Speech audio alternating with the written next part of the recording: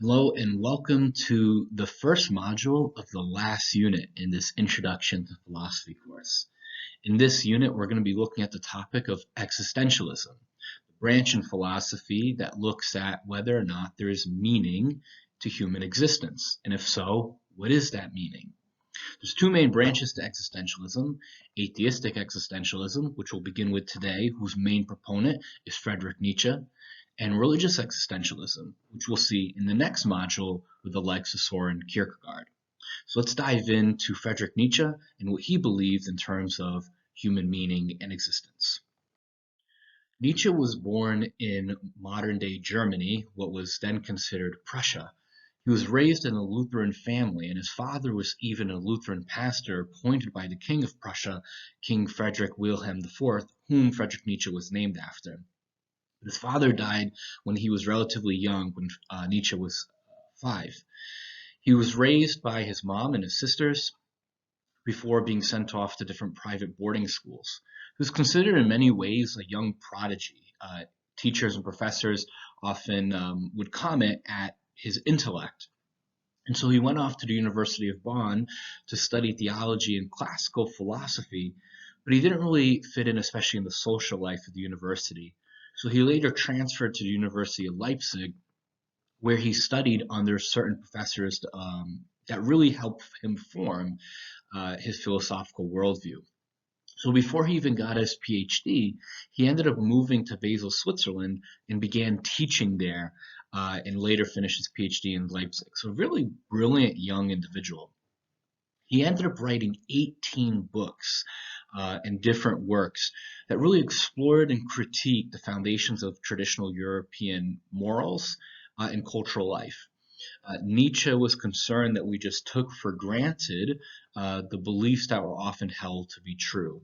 And he ended up developing an existentialism that was very critical, especially of Christian moral values, which were the main of Western Europe at the time, because he believed that they were simply used to mainly control the masses of people rather than focusing on individual intellectualism or individual freedom, which was more of his concern and focus. There's debate about whether or not this was influenced by his own personal life, which was fraught with health issues. While his health issues were existent throughout his life, they really started to take a toll towards the latter end of his years, to the point where he was interned in Italy, he collapsed and had to be returned home or returned back to Basel, where he was taken care of by his mother before later dying in 1900. His work was not really appreciated during his era, and it wasn't until after his death that people started to delve into his work of existentialism, individualism, subjectivism, and relativism. So what is this existentialism? So we said real brief at the beginning of this that existentialism is concerned with the meaning of human existence. In particular, here are a couple of key beliefs about existentialism. So existentialism is going to hold that subjective choosing is more important than objective reasoning. So a simple way to perhaps remember this is subjectivism is the belief that your beliefs are relative to you as opposed to objective truth, which is there are key truths that always exist. You might think that of objective truth being more akin to classical philosophy, Socrates, Plato, Aristotle, that there are overarching truths, forms that hold existence together. Subjectivism is going to be the opposite of that, that your beliefs are not overarching, but rather are specific to you. So existentialism is going to prioritize subjective choosing over objective reasoning. It's going to focus, as we've seen from other philosophers in the past modules, on the importance of concrete experience over intellectual abstractions. It's going to focus on individual freedom or individualism, the belief and position that emphasizes individual freedom, liberty, or self-determinism. Self-determinism is the belief that we get to choose rather than being controlled. So there's going to be an emphasis on human freedom over determinism, the fact that we're controlled. And there's going to be a focus on authentic living. In other words, that if we can subjectively choose, that if we can have individuality and we can make choices for ourselves, then we can have an authentic life over inauthentic living. So really the two major themes of existentialism can be held as two sub-beliefs, that of individualism, that I already mentioned, emphasis on individual freedom, liberty, and self-determinism, and subjectivism, the fact that the claim that beliefs are relative to each person's individual perspective. This is the opposite of objective truth. So Nietzsche is going to hold that the only reality we can be sure of is the one we create. He's going to really deconstruct what was traditionally held to be true in Europe at the time. There is no objective truth, even though verbally that's a contradiction, because to say there is no objective truth is to declare a truth or an absolute, so to speak. But he's going to hold that there is no one universal view of reality. We each create our own version of reality. We can't be sure of facts and truths because it's all interpreted through our own perspective. And everything, therefore, is left up to interpretation of our perspective. This is called perspectivism. So you may think of Immanuel Kant, where he talked about our experiences are interpreted through our minds, right? So there's phenomena, what experiences of the world, our minds, and then our interpretations of it. And while Kant is not going to go as far as to say that there's no meaning to reality, he just acknowledges the problem of that. Nietzsche is going to take it one step further, and he's going to say, well, we can't be sure of anything, and we can't, and as a result, there's not going to be meaning to anything. So this is going to be the connection between his existentialism and what we call nihilism. So because he believes that we cannot be sure of reality, because he believes that it's all up to our personal perspectives and interpretations, our individual realities, he's going to claim that there is no meaning to reality. So Nietzsche's view of existentialism, the question of meaning to human existence, is nihilism. There is no meaning to reality. So remember that.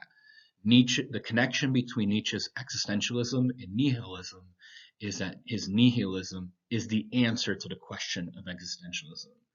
Question of existentialism. Is there meaning to human existence? And if so, what is it? For Nietzsche, there is no meaning to reality. The only reality we have is the one we create. So he's going to be considered the most prominent nihilist in philosophy. And that's, as I just mentioned, directly due to his view of existentialism, subjectivism, and the fact that he rejects absolutes or truths, which we call relativism. So a lot of isms. Existentialism, the question of human existence. Nihilism, that there's no meaning to reality. Individualism focuses on individual freedom, liberty.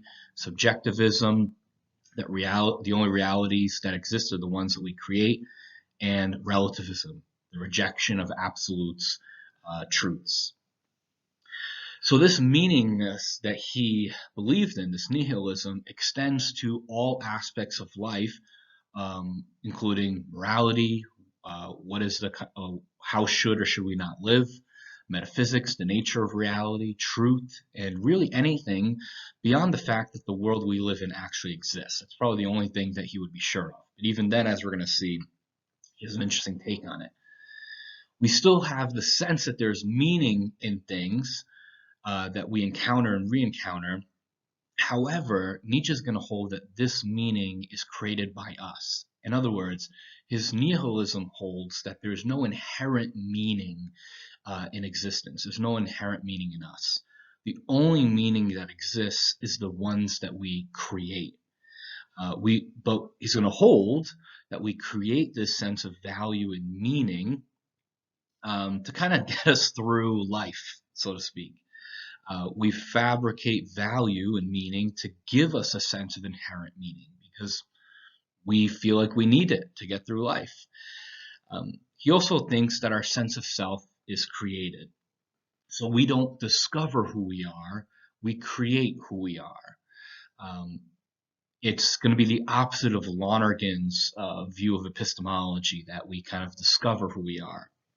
Rather, for Nietzsche, we're going to create who we are. So again, nihilism, the belief that there is no meaning to reality, it's going to be Nietzsche's response to existentialism: there's no inherent meaning. However, we can create meaning to provide a sense of value that we feel we need to make it through life. So as I mentioned before, he had an interesting take, therefore, on existence. He ascribed to this long-standing belief that even draws back to Greek philosophers called the eternal return. And it's really an outlook or a worldview in which we see the universe, existence, and history as continually to endlessly repeat. Things keep repeating themselves. There's really no beginning or end to existence. And one of the reasons that Nietzsche really found this belief intriguing is because to give the universe, history, existence a definite beginning and a definite end is to ascribe to it, so give it meaning. What we mean by that is when you give it a beginning and an end, then there's a sense of you're working towards a goal.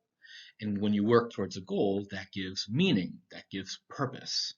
Well, that's going to be the opposite of his nihilism, that there is no meaning. So this idea that the universe and existence and history continue to endlessly repeat itself and just senselessly circle without a beginning or an end means that there is no meaning. So put it more simply, the eternal return could be seen as a representation or depiction of Nietzsche's nihilism. It's any other way of the world existing would sneak in meaning. So he's going to adopt a similar formulation as different philosophers in ancient time to again expound on the fact that there is no meaning to reality. What he does focus a lot on is, okay, there's no meaning to reality. There's no inherent purpose or value other than the one that we make. So how do we get through this life? And so he kind of comes to this understanding of morality by critiquing the morality of his time.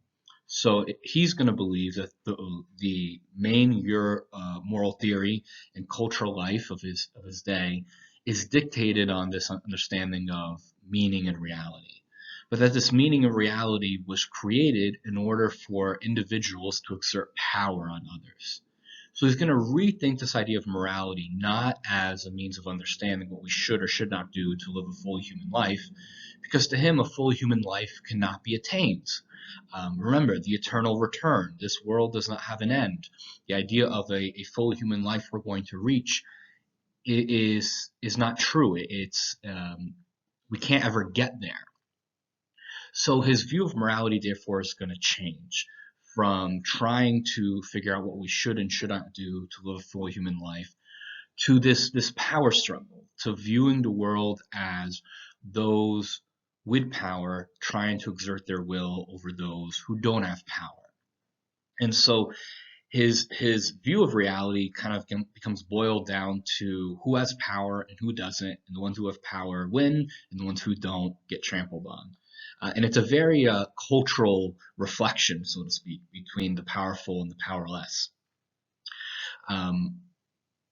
In part because he needs to offer an explanation for why people do things and what happens when people want different things than each other.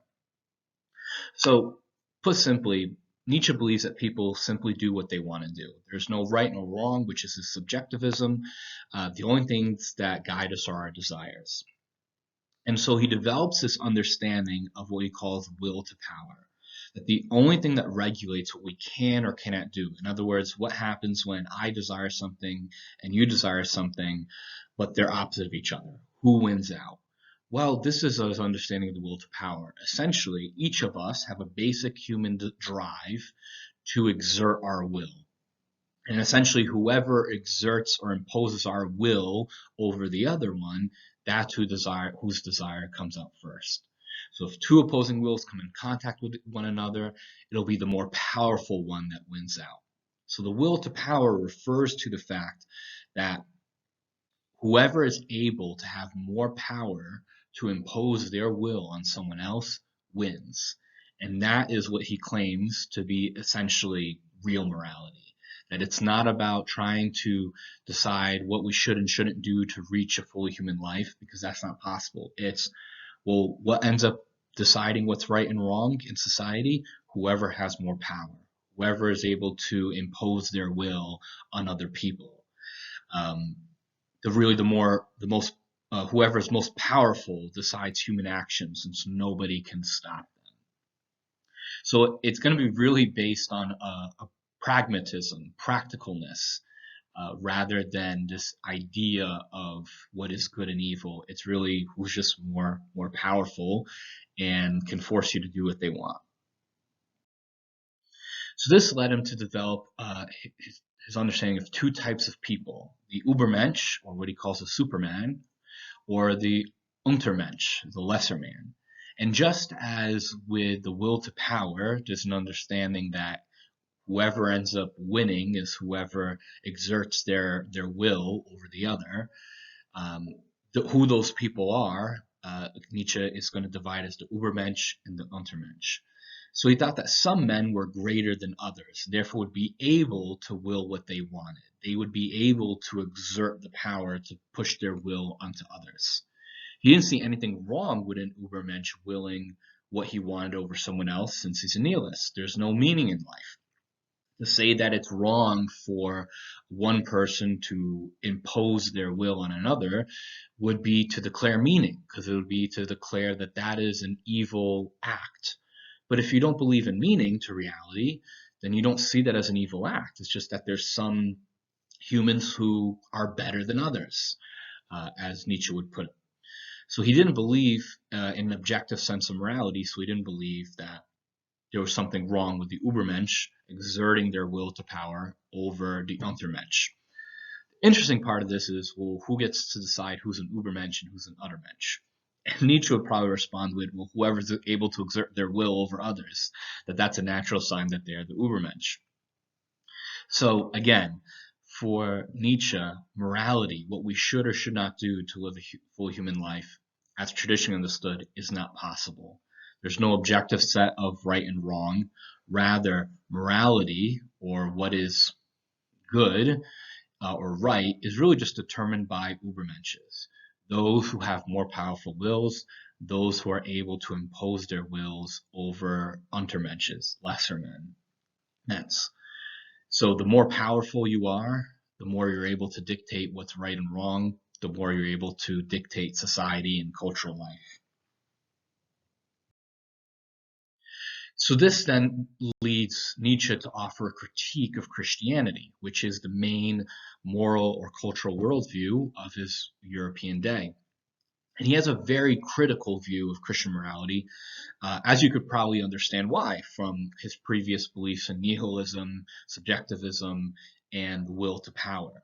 He's essentially going to see Christianity as one big will to power. Those who are in power in Christianity are imposing their will on other individuals. And so he thinks of Christian morality as a morality of the weak.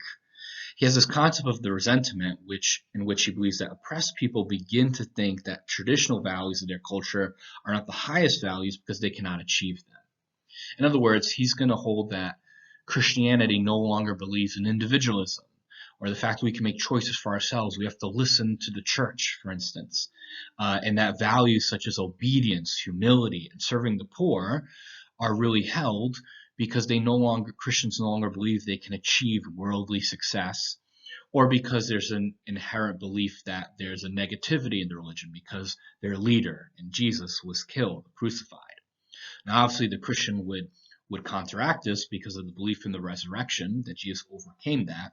But that's not a belief that Nietzsche holds. He sees this as very much the values that Christianity holds as values of the Untermensch, that obedience, humility, serving the poor is kind of beneath the Übermensch, that these are values of weakness.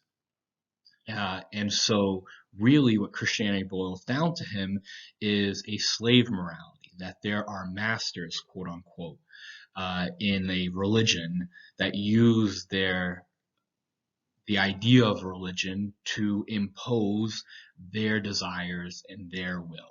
These masters are really the Übermensch, trying to exert their will to power on common individuals. And they use the idea of religion to justify their desires, to enslave, quote unquote, these lesser people, these Untermenschen. So by slaves here, he doesn't mean, he means lesser people rather than people physically owned by other people.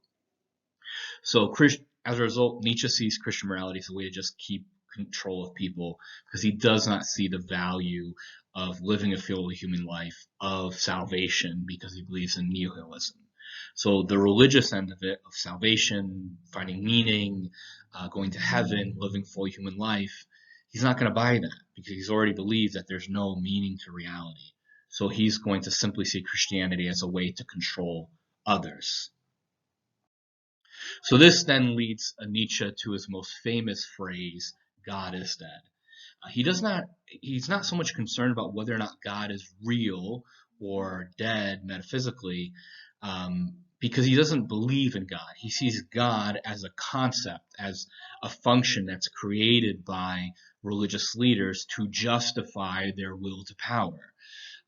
That they create the concept of a God to then be able to say, well, you need to be able to follow my desires as an Übermensch, because there's a God that tells you to do that. So he does not believe in God to begin with, because that would contradict nihilism. Because if God existed, that would give meaning to the world. That would mean there would be a beginning and an end. And remember, from the eternal return, if you have a beginning and an end, there's meaning in the world. So you can't have that. There's no beginning and ends. The world just keeps repeating itself.